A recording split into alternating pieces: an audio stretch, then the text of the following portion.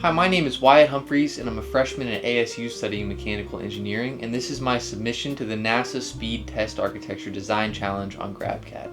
In my hands I have the main components of my ejection mechanism, and over the course of this video I'm going to walk you through my design philosophy and the choices I made along the way to get to what you see now. I didn't initially intend on building it in person, but the driving force behind my design is whether or not it's easy to manufacture, and on a hobbyist budget with hobbyist tools, if I can do it, I thought that would establish a good baseline on what it means to be easy to manufacture. So let's go over the first design feature that I created to address this philosophy. For quick manufacturing, I've tried to build as many functions into the top and bottom plate of this device as I can. The mechanism that holds these two top plates close together and loads the springs is a simple loop of paracord. In my case, I've used paracord for its low cost and low melting temperature, but with a bigger budget you could upgrade to something like Vectran, which stretches a little less and has a higher melting temperature for added reliability. As I was saying, the two latching points for this cord are built into the plate, so you don't need any additional hardware. On the top plate, inspired by a cleat that you may find in naval use cases, there's a cutout for the loop to latch onto. And on the bottom, the cord simply threads through two holes with the tense section of cord running across a small channel. And that looks like this.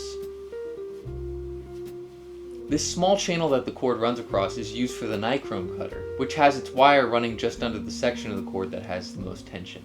The second thing you'll notice built into the top and bottom plates is this large hole here. This hole is used as a mounting point for an 8mm flange bearing, which is used for loading, as you'll see in a moment. Its counterpart on the top plate is a lead screw nut mounted to the top of the top plate so that it can sandwich down on the top plate during loading. Let me show you how that works. Inspired by my 3D printer's Z-axis, I decided to use a lead screw as the main tightening mechanism for these springs. With the flange bearing in place and proper lubrication on the lead screw nut, all you need is a drill, and the springs can be easily and quickly compressed.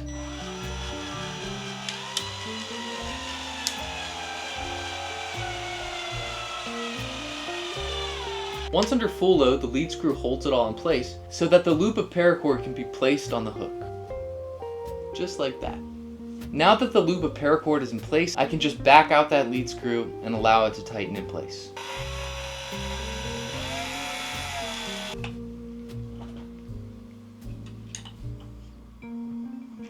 And just like that, the springs have been primed. Now let's talk about the Nichrome cutter I mentioned earlier. For my design, I've embedded a torsion spring into two pieces of PET G that pull against the tension of the paracord. As a safety feature, I've put a quick release pin through the mechanism with a remove before flight tag to make sure you don't forget it before the launch. Once this pin is removed, the arm of the Nichrome cutter will be free to move, and it will go under tension against the cord. Here's a close-up. Currently I have the Nichrome cutter wired to two banana plugs just so I can use it with my DC power supply, but ideally the 5V signal wire would go to a MOSFET breakout, and when that 5V trips the gate, the wire will be made hot by a small 2S LiPo that's connected to the input and output on the MOSFET breakout board. With this prototype I've done 20 full power launches, and the Nichrome cutter has worked every single time. Moving on, let's talk about how the motion is stopped once the springs reach full length. For this I've kept it simple and I've used 10mm shaft coupling. It's readily available off the shelf. I got these on Amazon, and it allows me to fine-tune where on the shaft I want the motion to stop. As for the shaft, it's just a 10mm rod that runs the length of the mechanism, and it's passing through a low play linear bushing under each of the springs. You can see the base of that here. Those support rods terminate to the top plate using flange coupling, which just bolts it onto the top at these points here. Surrounding the rods, of course, are our 5-inch long springs, which were purchased off the shelf from McMaster-Carr, and they are guided by these 3D printed caps on the top and bottom of each spring. The combination of stainless steel rods, linear bushings, and guided spring action led to extremely clean linear motion and very minimal side-to-side play. The last two components I need to talk about on this mechanism are the support ring and the capsule support claws. Now, going back to my philosophy of easy to manufacture, these claws take it a step further by having no hardware involved in the hinge mechanism. Instead, they're print in place and all you have to do is hit a button and pull it out of the printer. When printed with a high infill, the result is an incredibly strong latch that has held up to a lot of abuse over the course of my testing. My initial design for a latch was another torsion spring mechanism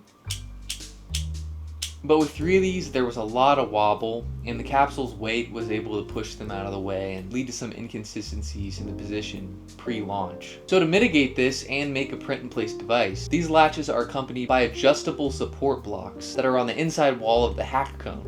Once the capsule is loaded, even pressure can be applied on the underside of all of these support levers to create much more firm pressure than a spring-loaded design that will abruptly clear out of the way once it takes off away from the support blocks. To minimize any perturbation on that release point, I've also added a latch release wedge, and this is as simple as it sounds. Once that latch leaves its latch support block, it's then forced open on this low friction plastic wedge. And that's all the details on my mechanism. Before I go, I will leave a cost analysis on screen right now. After building my prototype and doing a couple lo-fi backyard tests, my friend Randy offered to use his high-speed video camera to get me some deeper analysis on the way that my prototype behaved. So I will leave you with the rest of that footage because it is so cool. Thanks for watching.